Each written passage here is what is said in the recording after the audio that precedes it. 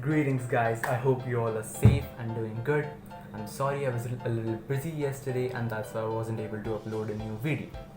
Today we'll be covering chapter 4 of the book 0 to 1 by Peter Thiel. The name of the chapter is The Ideology of Competition. So without any further ado, let's get started. Chapter 4, The Ideology of Competition. Why do people think that competition is healthy when it decreases profits? The answer to this is that competition is an ideology which has raided the human mentality for ages, even though more competition means less gain. Educational systems both drives and reflects our obsession with competition. The conventional grading system promotes inequality among students from an early age. Elite students climb confidently until they reach a level of competition fierce enough to beat their dreams out of them. The author enrolled into Stanford Law, where he competed for the standard badges of success. A Supreme Court clerkship was considered a high honor, and getting it was highly competitive.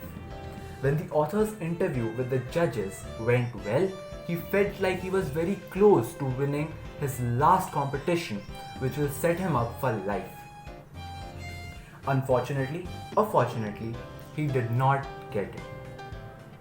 He wrote a story about how a friend who helped him prepare his failed clerkship applications met him after the foundation of PayPal and said, "Aren't you glad that the clerkship didn't work?"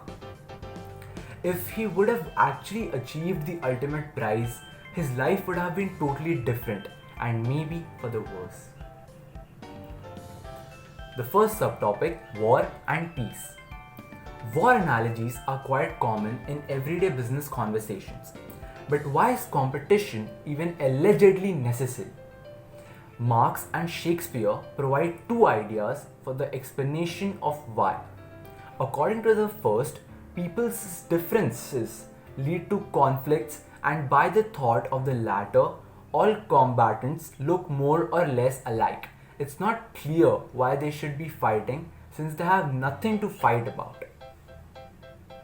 Taking forward Shakespeare's idea into the world of business, two similar companies like Microsoft and Google clash on the basis of their sameness. Even though these wars seem inevitable, the truth is that they can be entirely avoided.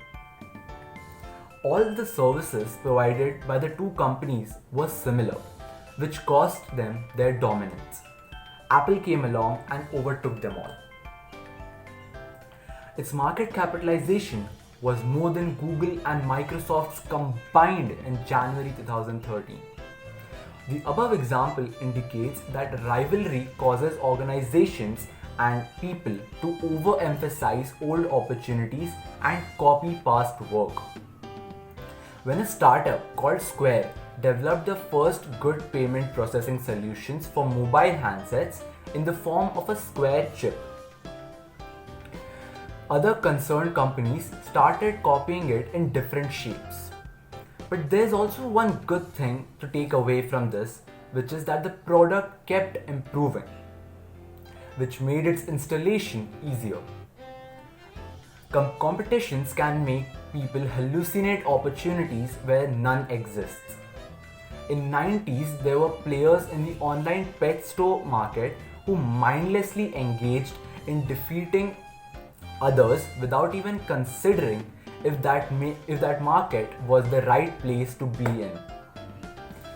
Winning is better than losing, but everyone loses if the war isn't one worth fighting. The author shares a story of when he founded Confinity in 1998. When they released their PayPal product, Elon Musk's X.com was their rival. The two were on an all-out war. They were logging 100-hour work weeks, and an employee even created a bomb just to get ahead of their rivals.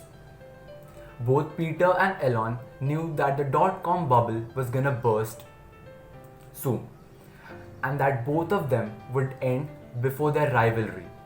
So they decided on a 50-50 merger, which enabled them to ride out of the dot-com bubble.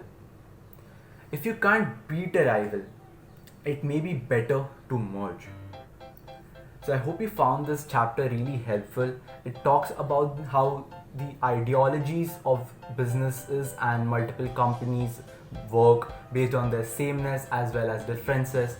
So this wraps up our conversation of the chapter 4 of the book 0 to 1 by billionaire author Peter Thiel. I'll see you guys tomorrow with another video on chapter 5. Till then, take care, goodbye, see ya.